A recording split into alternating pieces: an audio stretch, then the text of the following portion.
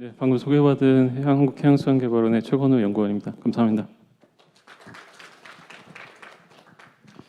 예, 저는 오늘 컨테이너 해운시장 변화와 전망이라는 주제로 발표를 할 예정입니다.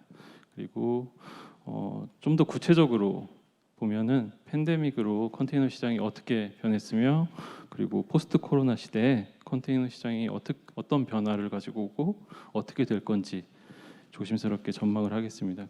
거기에 따라서 컨테이너 시장이 어떻게 대응을 할 것인지에 대해서 지금 해운 시장에서 가장 큰 트렌드인 탈탄소 그리고 디지털화에 대를 주제에 그 두 가지 축을 기반으로 어떻게 대응할 건지에 대해서 얘기를 좀 해보려고 합니다. 첫 번째, 팬데믹으로 인한 컨테이너 시장의 영향입니다. 우선 운임부터 보겠습니다. 2019년 이전, 그러니까 코로나 팬데믹이 2020년 3월에 선언됐으니까요. 그 이전에 컨테이너 시장 평균 그 SCFI 기준입니다. 보통 800대 정도에서 시장 가격이 형성이 됐었습니다. 지수입니다, 이건.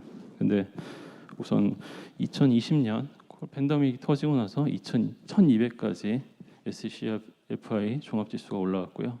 2021년은 3700, 그리고 지난주 기준 4200 정도로 지금 컨테이너 시장은 상당히 고운임 상황입니다. 왜 이렇게 운임이 올라왔는지 가장 여러 요인이 있을 수 있지만 가장 큰 원인을 저희가 뽑으라면 미국발 항만 채선이 전 세계로 확대됐다는 게 가장 큰 영향일 것 같습니다. 우선 미국을 중심으로 수요가 증가했죠. 그냥 수요가 증가한 게 아니고 상당히 많은 양이 증가했습니다.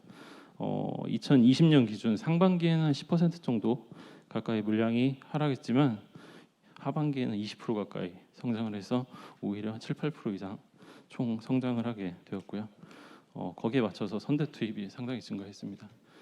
작년 하반기 기준으로 선대는 한 35% 이상 이쪽 태평양로에 선대가 지금 투입된 걸로, 더 추가적으로 투입된 걸로 지금 나타나고 있고, 항만 적재율도 지금 상당히 올라가고 있습니다. 기본적으로 65% 정도 항만 적재율이 적정선이라면 지금 미국 같은 경우는 지금 80% 이상인 걸로 지금 알려져 있습니다. 여기에 따라서 생산성이 하락되고, 그러다 보니 채선이 증가하고, 거기에 따라서 대기 척수가 증가해서 선사에는 회전율이 떨어지는 약간 그런 악순환이 계속되고 있습니다. 지난해 말 기준으로 컨테이너 대기 선대는 전년 대비 한 70% 정도 증가해서 100만 TU 정도, 척수로는 120척에서 150척까지 최대 대기를 하는 것으로 지금 나타났습니다. 근데 여기에서 조금 선사별로 좀 차이가 있는 게 보시면은 LA LB항의 전용 선석을 가진 선사와 그렇지 않은 선사는 상당히 대기 시간에서 차이가 있습니다.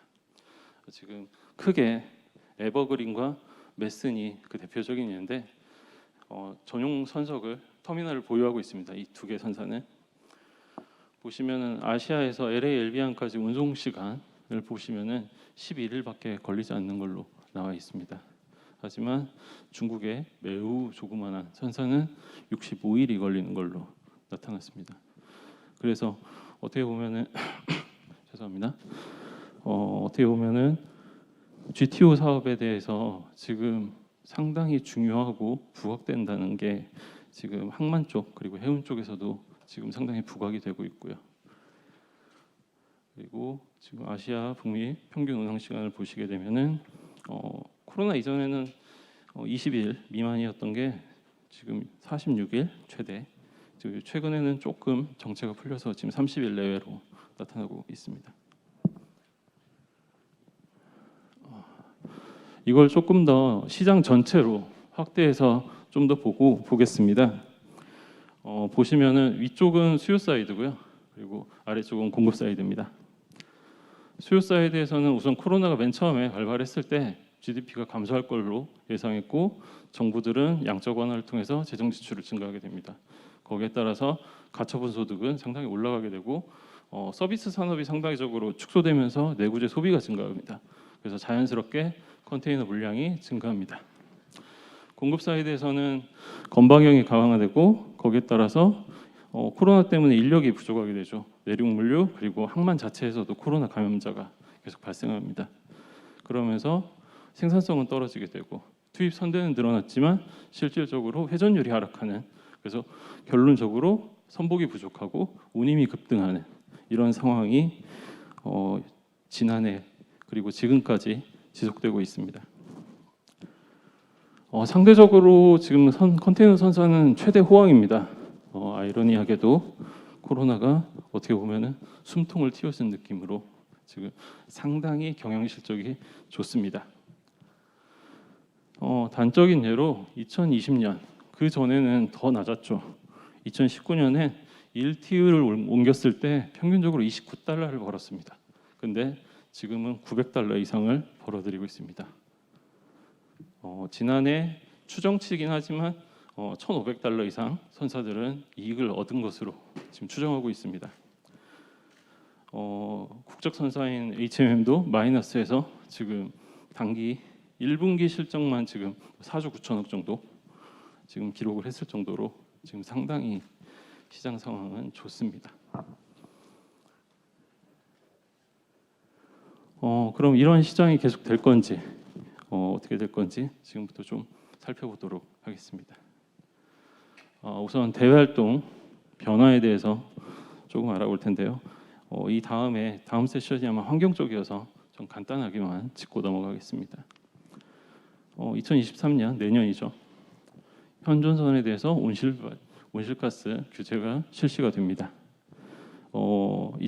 내년 운항 선박은 2019년 대비 5% 정도 온실가스를 감축해왔고 2026년까지 매년 2%씩 추가적으로 감축해야 합니다. 그리고 공급망 충격이 상당히 빈번화, 어떻게 보면 상시화됐다고 표현이 될 정도로 지금 상당히 빈도가 증가했습니다. 맥킨지에서 발표하기로는 한 달 이상 공급망 충격이 지속되는 빈도가 3.7년에 한 번 정도 발생한다고 했었는데 코로나 팬데믹 이후에 지난해만 해도 수에즈 그리고 옌텐 그리고 닝보 터미널들이 막히면서 지난해만 3번 그리고 그 외 유럽에서 홍수가 나서 일주일 이상 내륙 물류가 막히고 다양한 일들이 지금 계속 발생을 하고 있습니다. 그래서 이 충격이 지금 상당히 빈번화됐다. 그리고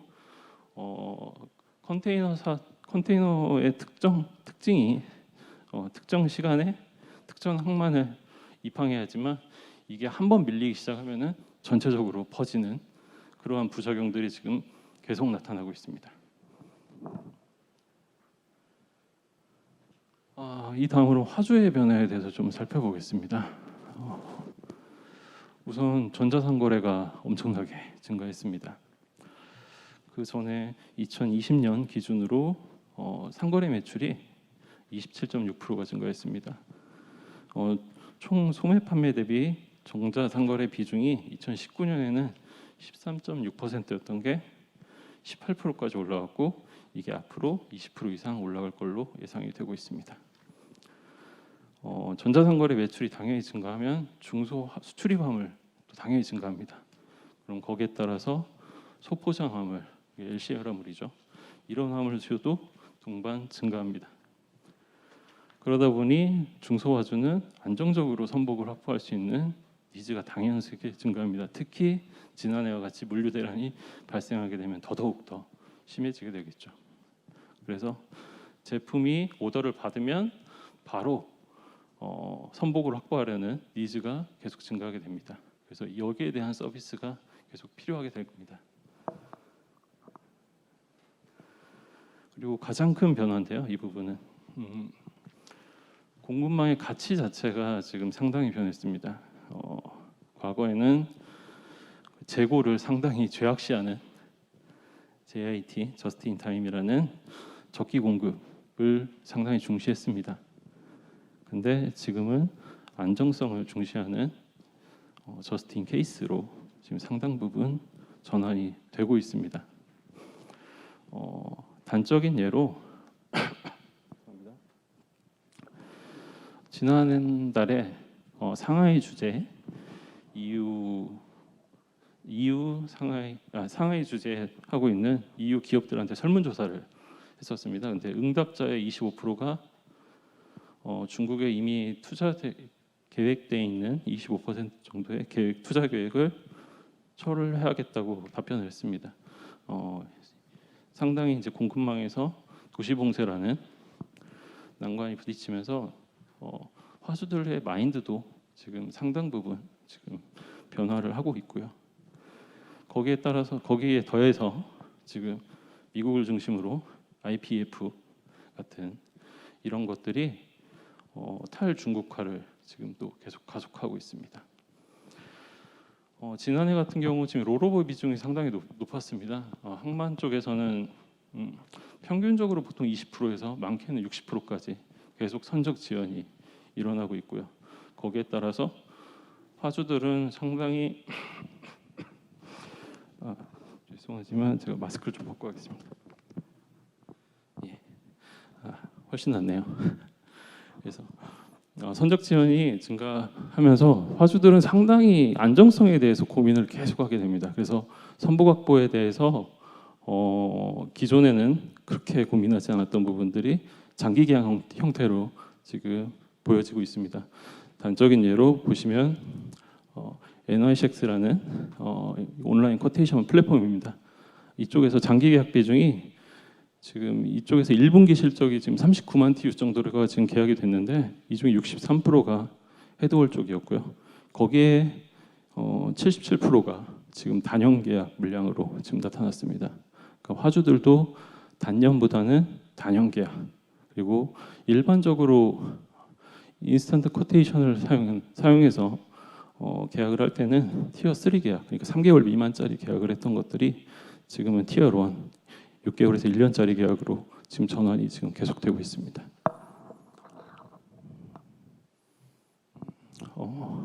선사의 변화에 대해서 좀 얘기를 좀 해볼까 합니다. 지배력 자체가 지금 과거랑은 완전히 다른 상황입니다. 그러니까 과거에는 우선 수치로 말씀을 드리면 2017년 상위 10대 선사 공급량은 총 선대 한 62.7%였습니다. 근데 지금은 85.4%입니다. 상위 10대 집중도가 상당히 올라갔고요. 그거를 시장 집중도 값 HHI 값으로 계산해 보면 보시면 알겠지만 1000이 넘습니다. 2012년에 거의 2배에 가까운 수치로 나타나고 있고요. 이거를 좀 더 다르게 얼라이언스로 계산을 하게 되면은 2012년은 1,500 정도, 그리고 2022년 올해 지난달 기준으로 2,500 이상. 미 법무부가 가이드로 제시하고 있는 과점 시장의 기준을 넘어서게 됩니다. 그러니까 어떻게 보면 지금 컨테이너 시장은 과점 시장과 상당히 가깝다. 그리고 이 과점 시장 지배력이 있는 선사들이 얼라이언스를 중심으로 공급을 조절하고, 그리고 지난해 공급을 조절해서 이미 순이익이 상당히 발휘가 됐거든요. 운임이 떨어질 줄 알았는데 이런 공급 조절 효과로 운임을 방어했고 오히려 지금은 엄청난 호황을 누리고 있고, 그러다 보니까 학습 효과도 분명히 선사들도 존재합니다. 그렇기 때문에 이 선사의 지배력 상승도 상당 부분 인지를 하시는 게 좋습니다. 그리고 기조도 변했습니다. 과거에는 비용 절감이라는, 이 다음 슬라이드에서 얘기를 하겠지만 비용 절감, 규모의 경제 이런 것들을 통해서 선박에 대형화하고 오퍼레이션 쪽에 대해서 코스트를 낮추는 그런 것들을 했다면 지금은 수익을 극대화하는 그런 방식으로 기조가 변했습니다. 이 뒷페이지에 계속 얘기를 하겠지만 수평적인 인수합병보다는 지금은 수직적인 합병을 통해서 비용을 떨어뜨리려고 하고요. 그리고 운임이 높을 것 같으면 과감하게 투자를 합니다. MSC가 2020년 3분기부터 지난달까지 중고선으로 구매한 선박이 207척입니다. 현대상선이 지금 HMM이 지금 운영하고 있는 선대가 지금 80만 TU 정도 되는데 그 정도 규모를 1년 반 만에 중고선으로 매입을 했습니다. 이 중에서 상당 부분 소형선도 어마어마하게 있습니다. 여기에 대한 이유는 뒤에 대해서 다시 한번 설명드리도록 하겠습니다. 아래쪽 슬라이드를 보시면은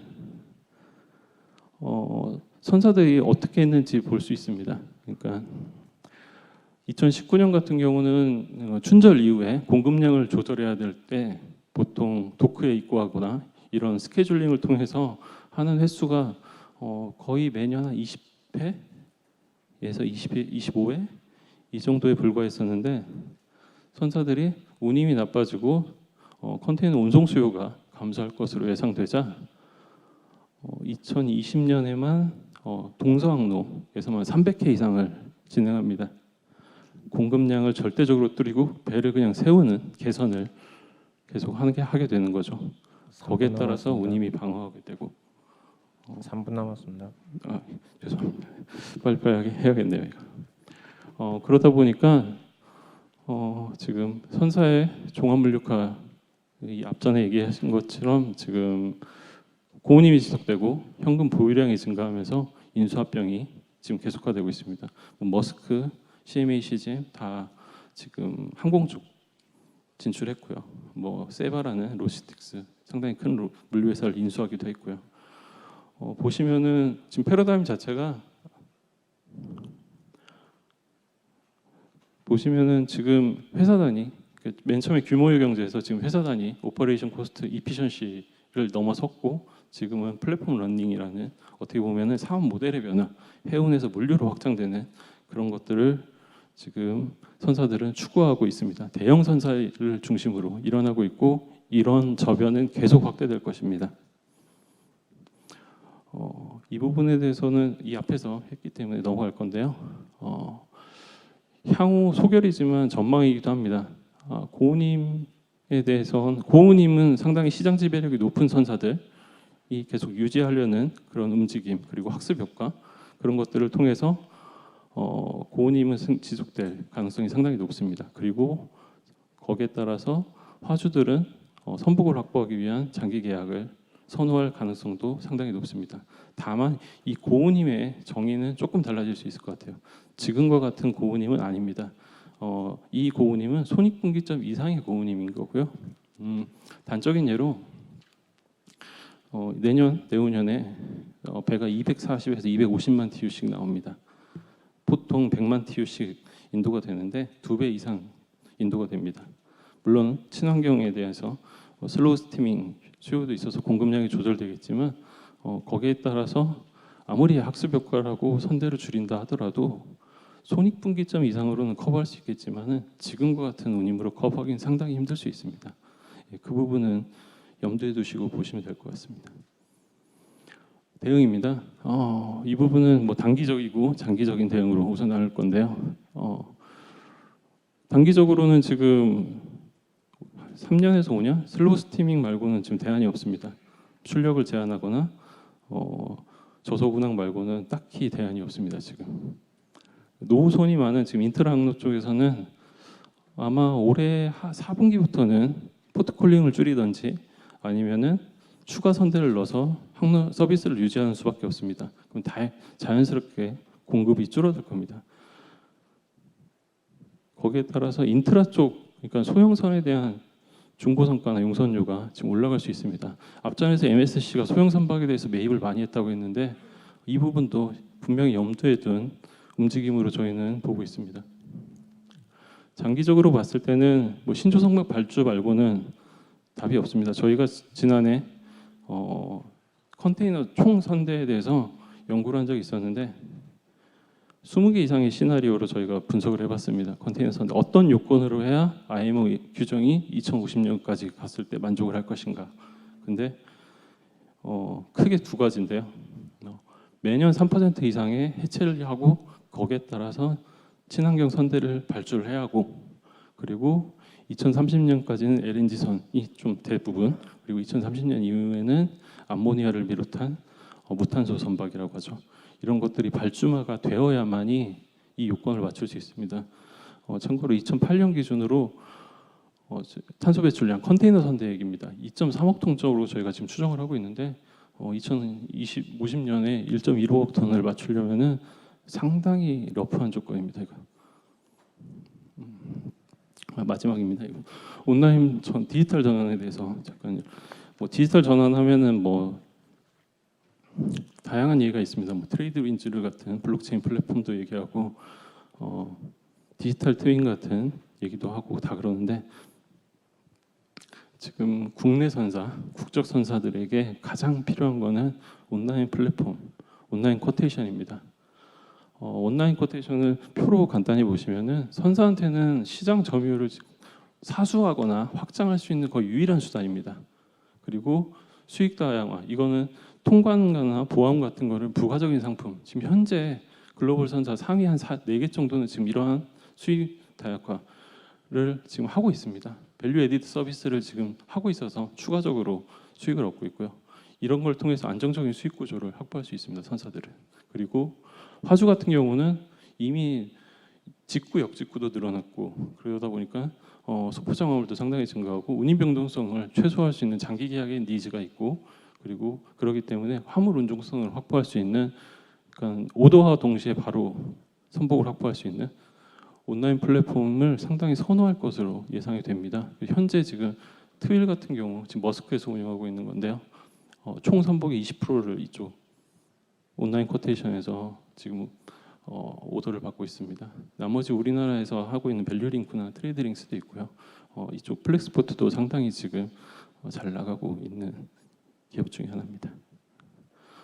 이 온라인 쿼테이션 같은 경우는 지금 표가 조금 잘못되어 있는데 대부분의 선사들은 오션 쪽은 글로벌 선사들은 플랫폼에서 선복 예약 같은 것들이 다 가능합니다. 있는데 쪽은 지금 머스크나 MSC 그리고 코스코하고 CMA, CGM만 지금 가능한 상황이고요. 밸류 에디드 서비스도 마찬가지입니다. HMA 지금 오션 쪽은 안 돼 있다고 되어 있는데 6월달에 오픈을 했습니다. 그래서 이 부분은 제가 작성할 때 인지를 못했던 부분이고요. 이 부분은 HMM은 이번달에 오픈해서 지금 오션 쪽은 운영을 하고 있습니다.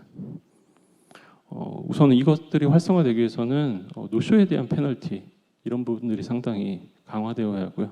장기 계약 운임할 때 운임이 좀 유연화될 수 있는 그런 것들이 좀 개발이 되어야 할 것으로 보고 있습니다. 결론이고요.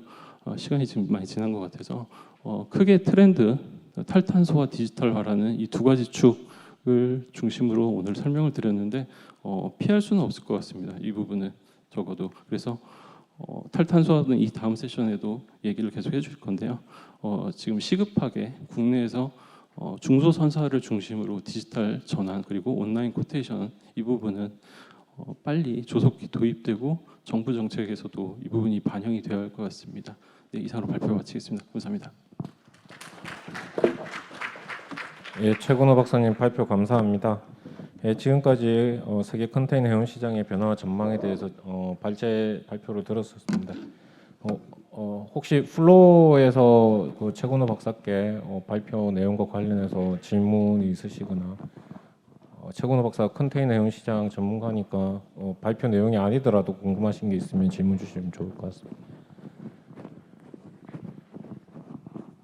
없는 게 좋더라고요. 예. 그 지금 온라인에서도 지금 적절한 질문이 없는 것 같아서 제가 좌장을 맡고 있는데 제가 궁금한 게 있어서 하나만 좀 여쭤보겠습니다.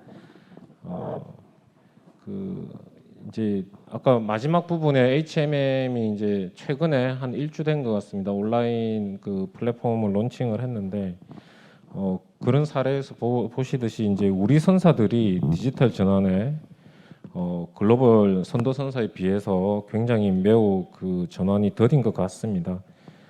이제 영어로 awareness라고 표현을 하는데 이제 깨어 있고 보고 있고 뭐 이런 건데 제 개인 생각으로 뭐 경제 전체가 지금 디지털 전환이 되고 있으니까 그거는 알겠지만 굳이 지금 해운 분야에 디지털 전환이 그렇게 중요하냐? 지금 영업하는데 큰 문제 없고 수익 거두는데 큰 문제 없다. 뭐 이렇게 인식하는 건 또 아닌지 저는 또 개인적으로 그런 우려도 듭니다. 지금 발표자께서 혹시 업계와 정부가 이런 디지털 전환에 대해서 좀 속도감을 내기 위해서는 좀 어떻게 하는 게 좋을지 한번 좀 견해를 듣고 싶습니다. 예, 어려운 질문을 해주셔가지고 네. 지금 선사 내부적으로는 지금 어느 정도 디지털 쿼테이션에 대한 도입, 이런 온라인 쿼테이션에 대한 도입에 대해서는 공감을 다 하고 있습니다. 근데 우선 비용 측면도 상당히 많이 들고 있고요. 그리고 가장 큰 걸림돌은 선사 내부에 있습니다.